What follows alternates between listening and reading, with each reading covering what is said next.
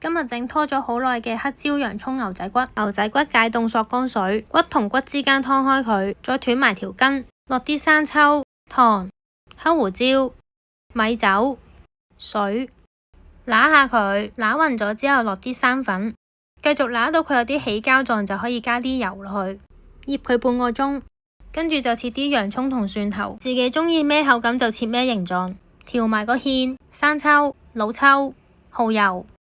加啲水同糖，攪勻咗之後就加埋啲生粉落去。我成日打開個櫃見到啲咩筷子就攞嚟用，所以成日用咗鴛鴦筷子。成日俾我先生話我可唔可以唔好再咁樣，好核突。我永遠都答佢有乜所謂啫，都係咁食啫嘛。啲牛仔骨煎香晒兩邊之後就可以夾起佢備用，跟住爆香啲蒜頭同洋葱。醃牛嗰陣如果有麻油都可以加啲落去，不過咁啱用晒。讚一讚酒，炒到開始有啲透明就加埋啲牛落去，呢個時候再加啲黑胡椒，爆一爆香佢，跟住攪翻勻個生粉水就可以埋芡啦。咁如果你中意食啲洋葱係腍啲，你就可以炒耐啲先加啲牛落去咯。洋葱唔中意切絲都可以切一嚿嚿噶，都係嗰句啦，煮嘢食好過癮嘅，食得開心最緊要。你話係咪啊，哈姆太郎？